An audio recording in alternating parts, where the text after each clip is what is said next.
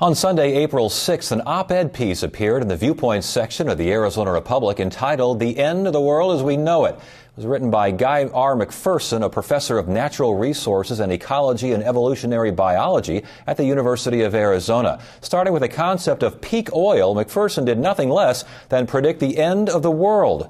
I spoke with Guy McPherson last week.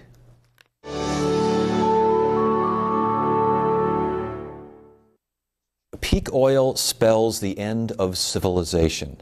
Provocative. You really think so? Yes, absolutely. Talk to me about it. Well, our entire way of life in this country is built on ready supplies of inexpensive oil.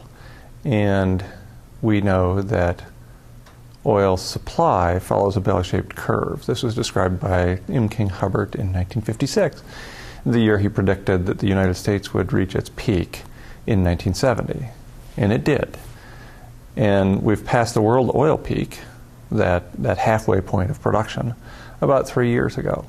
And it looks as if we're going to fall off the oil supply cliff later this year, going from 74.3 million barrels per day at peak to 73.3 million barrels per day all of last year on average, to somewhere around 70 or fewer barrels per day this year. It only gets worse from there in terms of the production of oil.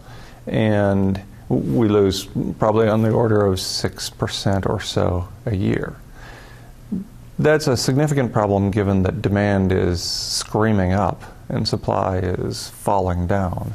And so the disparity between those suggests we'll hit $400 oil within the next decade or so. And we won't be refining $400 oil to put it into our gas tanks or turn it into diesel. So therefore, we won't be able to use it to supply food at the grocery store or deliver water through our taps. That's the end of civilization. Okay, but you mentioned production peaked. Mm-hmm. What about reserves? Reserves are, well, there are stated reserves and there are actual reserves. And there's discovery. Discovery peaked in 1964 in the world.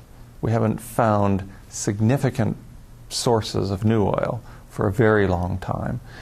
Stated reserves are questionable because there are political reasons to increase the reserves. In OPEC countries, for example, they get a portion of the income based on their stated reserves. So while they've been pumping like crazy for the last 15 years, no reserves have declined in any country. That sounds a little dubious to me. And then there are actual reserves, which are very, very difficult to get a handle on. But we know that the model suggests when we peak in terms of production, and countries are producing flat out at $112 oil, which is what we're at now.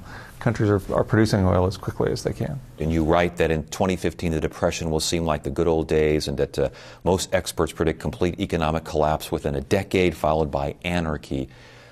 Is this reckless speech? Does this only look at one result as opposed to maybe human innovation, which between now and reckless anarchy, whatever it may be, something might give and something might develop? Well, sure. I mean, and my hope is that people will behave, right? So the existence of Buddhist monks suggests we can power down with all the tranquility of Buddhist monks.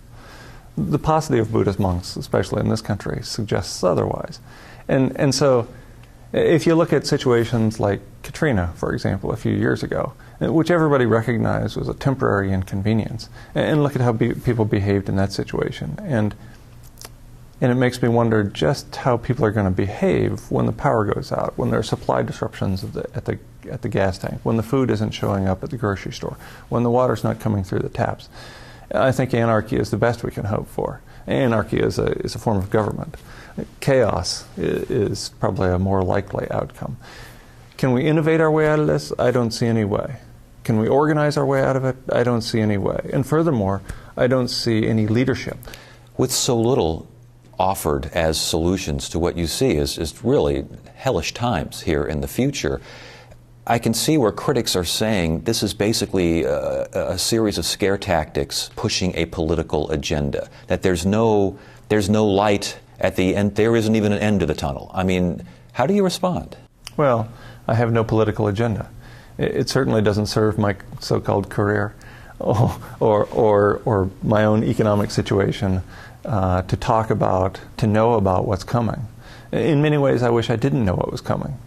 I can see where some would say, I think this guy really wants to see economic and cultural collapse. He's almost, some of the way you put things, the end of this and the anarchic nature of that, I'm not hearing fear, I'm not hearing alarm, I'm hearing almost a matter of fact. I mean, you don't want to see this, do you? Well, from a personal perspective, it's disastrous for me, just as it is for most living Americans.